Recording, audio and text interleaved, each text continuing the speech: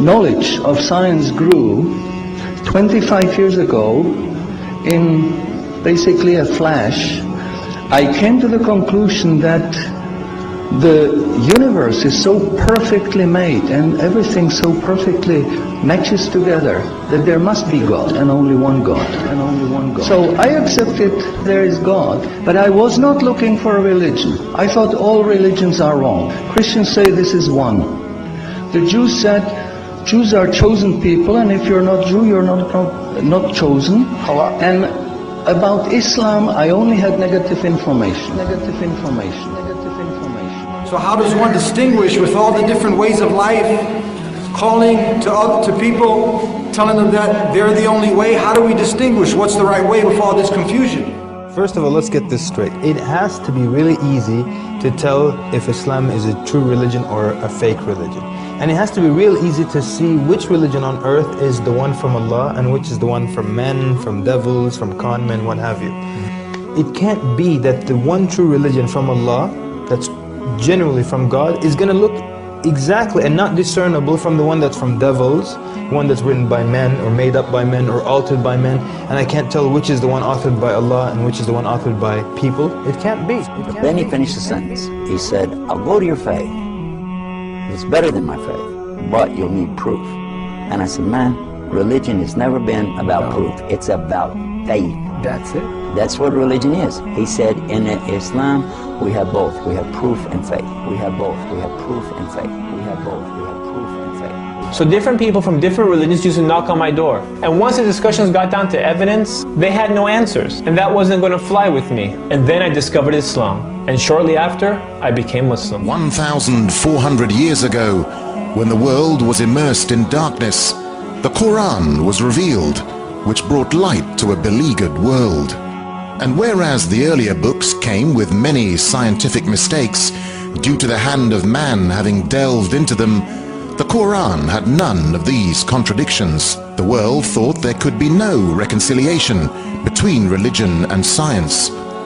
But the Quran mentioned many scientific facts in great detail, like how a human being developed in the mother's womb.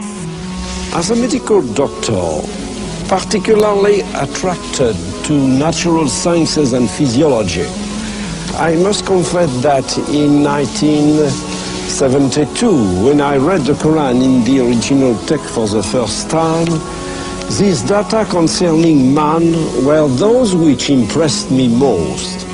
Muhammad could not have known these facts about human development in the 7th century because most of them were not discovered until the 20th century. Muslims and others are justified in concluding that these facts could only have been revealed to Muhammad by the one who knows all about us, not only about how we developed, but how we live and function. And described other scientific facts which amaze the world's renowned scientists. Actually, I'm very much impressed by finding true astronomical facts in Quran. I personally can't see how this could be a mere chance. There are too many accuracies. And like Dr. Moore, I have no difficulty in my mind reconciling that this is a divine inspiration or revelation which led him to these statements. Let me go straight to the second argument, which is about the miraculous nature of the Quran. The Quran being a signpost to the transcendent.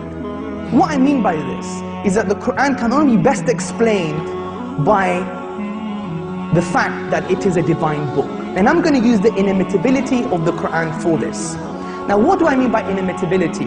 What I mean by inimitability is that the Quran cannot be emulated, reproduced, matched or copied with regards to its literary and linguistic features. But since Prophet Muhammad, peace be upon him, is the last messenger that was sent to mankind, isn't it fair that his message, the miracle that came with him and his message be preserved till the end of time? So that humans can still make that judgment call whether this miracle and message is in fact man-made or divine. Man-made or divine. Man-made. And then when I was maybe about 1/3 in Quran, I remember telling my wife, you know, this Muhammad, he must have been a very smart, very intelligent man, because this book is very clear, very logical, very easy to follow, and there are no contradictions. No contradictions.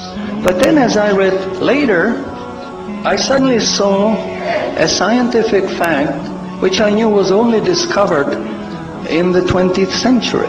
So immediately I saw that Muhammad is not the author of the Quran. That Muhammad is a messenger sent by God to give the Quran to mankind. Muhammad is a messenger